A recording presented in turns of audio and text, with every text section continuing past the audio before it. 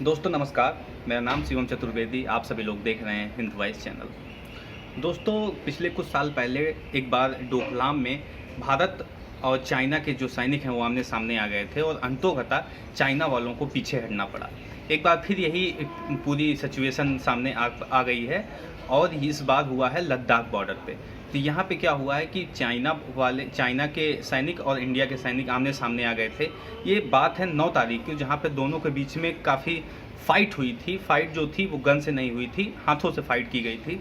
और उसके बाद फिर यही घटना घटी 11 तारीख को।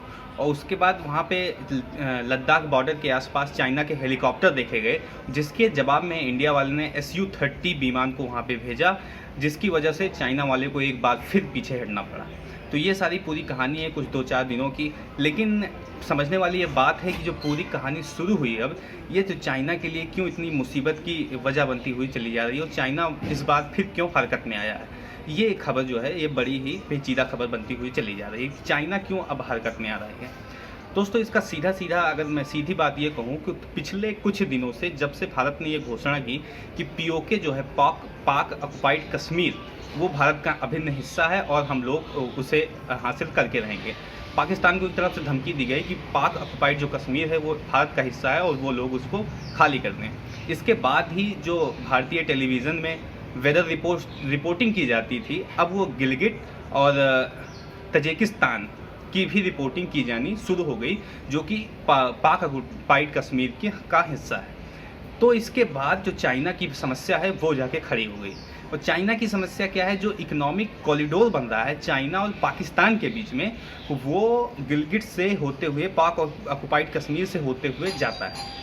अगर ऐसा भविष्य में होता है कि इंडिया वाले पाक ऑक्युपाइड कश्मीर को हथिया लेते हैं, उस पर कब्जा कर लेते हैं, तो चाइना का जो पूरा मिलियन बिलियन डॉलर खर्च किया गया है पूरे उस इकोनॉमिक कॉरिडोर को बनाने में, चाइना पाकिस्तान इकोनॉमिक कॉरिडोर को बनाने में, वो पूरा पैसा व्यर्थ चला जाएगा। अब तक की जो लागत उसमें लगाई गई है वो 45 बिलियन डॉलर तक पूरा पैसा खर्च कर दिया गया है। अगर ऐसा भविष्य में होता है कि इंडिया कैप्चर कर लेती है पाक ऑक्युपाइड कश्मीर, तो पूरा पैसा चाइना का वेस्ट चले जाने वाला है। तो इसलिए जो चाइना की समस्या है वो काफ़ी ज़्यादा बढ़ती हुई चली जा रही है और चाइना को इस बार का बहुत बड़ा खतरा है कि आने वाले समय में इंडिया कुछ ऐसा कर सकता है जिससे चाइना के लिए बहुत खासा समस्या हो सकती है। चाइना यहीं पे नहीं रुक रहा है। चाइना अभी कुछ दिन पहले जो रिपोर्ट आ रही थी उसके अंतर्गत ये दिखाई पड़ रहा था कि चाइना नेपाल को किस तरह से बरगला रहा है, वहाँ की युवाओं को किस तरह से बरगला रहा है। अब जो रिपोर्ट आ रही है सामने, उसमें भूटान की बात की जा रही है कि भूटान के लोगों को, भूटान के युवाओं को किस तरह से बरगलाया जा रहा है इंडिया के खिलाफ। तो ये सारी चीज़ें हैं। चाइना कहीं ना कहीं कोरोना वायरस के तहत जाके फ़ायदा उठाने की कोशिश कर रहा है भारत के खिलाफ, लेकिन भारत भी एक बार फिर उसको पीछे हटाया था डोकलाम में। इस बार फिर भारत के सैनिकों ने उसको पीछे हटाया है और अगर आने वाले समय में ऐसी कोई घटना होगी तो फिर से भारत उसका मुंह तोड़ जवाब देगा। इसमें दो राय नहीं है। सबसे पहले दोस्तों हमें उन सैनिकों को सलाम करना चाहिए जो वहाँ पे हमारी सीमा पे खड़े हैं, हम लोग की रक्षा कर रहे हैं, तो उन लोग को सबसे पहले सलाम करना चाहिए।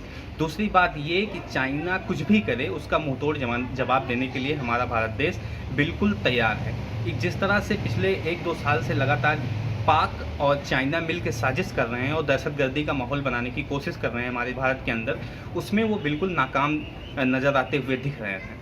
लेकिन कुछ ऐसी आंतरिक कमियां हैं जिसकी वजह से कहीं ना कहीं कुछ इफेक्ट जरूर दिखाई पड़ता है, लेकिन उस पर भी सुधार कार्य चल रहा है। तो दोस्तों इस वीडियो को देखने के बाद आपकी राय क्या है कमेंट बॉक्स में बताएं। वीडियो को ज़्यादा से ज़्यादा शेयर करें, चैनल को सब्सक्राइब करना ना भूलें दोस्तों। मिलते हैं इसी तरह किसी और वीडियो के साथ, तब तक के लिए धन्यवाद।